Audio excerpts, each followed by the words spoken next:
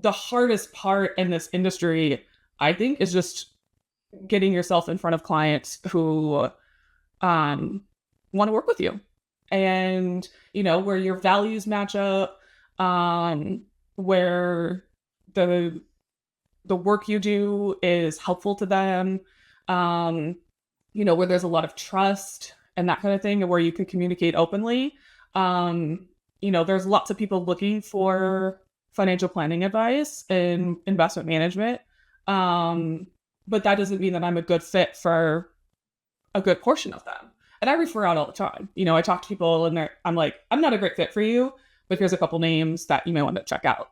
Um, but I think, as a woman in this industry, you're just always, there's a few things that happen, but one of them is that you're just always kind of pushed to lower yourself, to just make yourself a little bit smaller, like not be as you know not be the Wolf of Wall Street kind of person, where it's like a larger than life personality.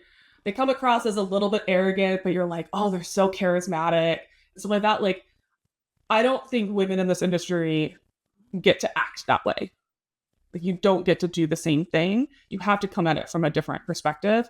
But and also, there's just like not a lot of good examples of, you know, like really well known, um, popular like financial planners that are female. You have the men in the industry that make a lot of noise, um, and have huge Twitter followings or LinkedIn followings or whatever, a huge social media presence.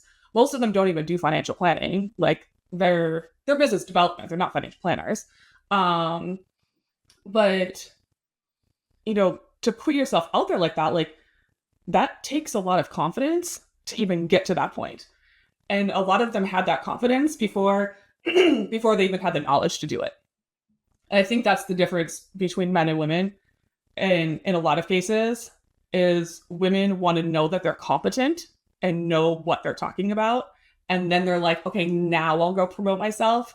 I've earned it. I've earned my spot. Whereas a lot of men, especially in the financial services industry, because we see a lot of what we term finance bros that are overconfident and undercompetent, maybe that's the nicest way to say it, is, that are like, fake it till you make it. I'm going to learn as I go and just see what happens. Um, the other problem also in this industry is that a lot of women get placed in that like operations back office planning role. Um, and that's really, I think, one thing that I had a hard time with, where like I started in 2009 with my dad. Um, and this was after working as an internal auditor for 4 years. Like, I had a good career. I had like a whole life. I had an MBA, had a career. I was working as a bank internal auditor during the banking crisis. So super interesting work. There was definitely no shortage of it. Um, and then I was like, I kept talking to my dad. He had this financial planning firm in Fargo, North Dakota, where I grew up. It was growing. He had another guy that he brought in to be a planner. And then my brother was like, hey, I kind of want to join too.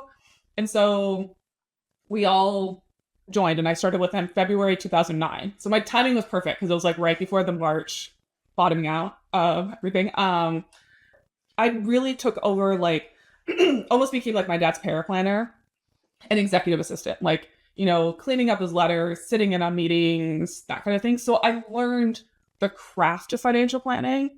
I learned how to do it, how to run a business. And because I had an internal auditing background, I, I understood all the compliance side of things. I understood the operations side, but, and I understood the investing side too, partly because I audited the trust company when I was at the bank. But, I never had sales training. And that is one thing where, with, with places like Merrill Lynch, Edward Jones, I think that's one thing that they get right is that they have sales trading.